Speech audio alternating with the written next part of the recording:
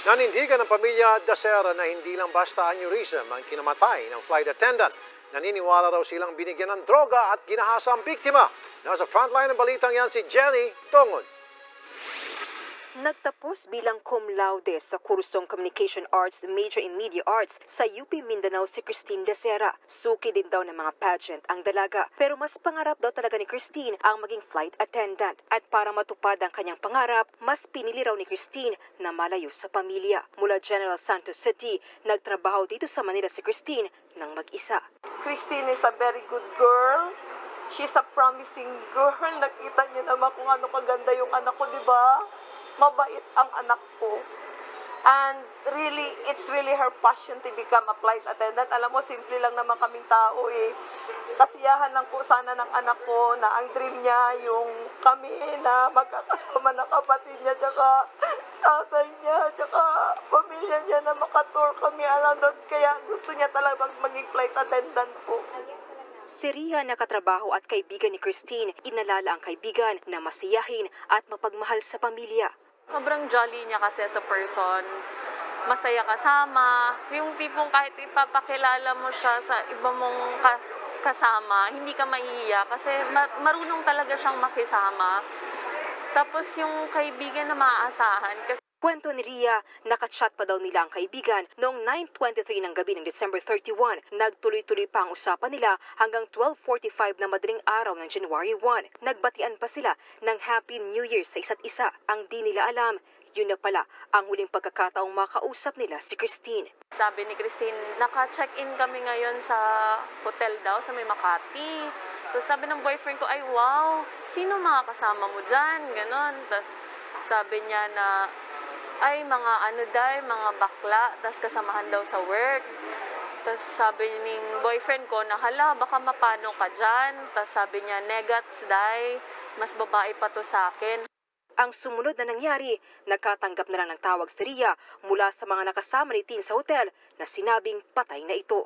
Napakasakit umano makita na may mga pasa at wala ng buhay. Ang kaibigang lagi lang nakatawa at madali nilang takbuhan kapag may problema. Alam mo talaga kung sinong gumawa sa'yo nito. Yun lang, tulungan mo kami. Kung sino man talaga yung gumawa sa'yo, wag mong patulugin, pakonsensya mo, Tin. Or sana magpakita siya sa amin, sabihin na niya yung totoo. Kasi hindi na namin mababalik, Tin, na wala ka na. Wala na. Let's face the fact na wala ka na. Tulungan mo na lang kami for your justice. Sa isinagawang press conference ng Pamilya Dacera ngayong hapon, ang akala raw ni Christine, 3 lang ang bisita nila ng gabing yun. Pero lumalabas na 9 na lalaki ang nasa room 2209 habang may 7 pa sa room 2207.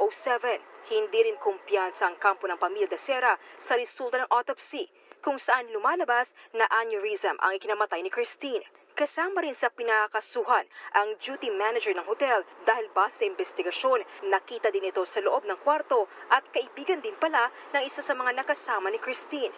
What kind of an autopsy is this? Why did you not specify the other injuries? So, if you look closely at the medical legal of Dr. Sarmiento, it is not complete as far as we are concerned. That is why we requested another autopsy. And we also that maybe the aortic aneurysm was a proximate cause, but it is also very possible that this could have been triggered by the assault on Christine prior to her death. We have to study very closely here. One is that drugs were used on Christine, and then she was abused.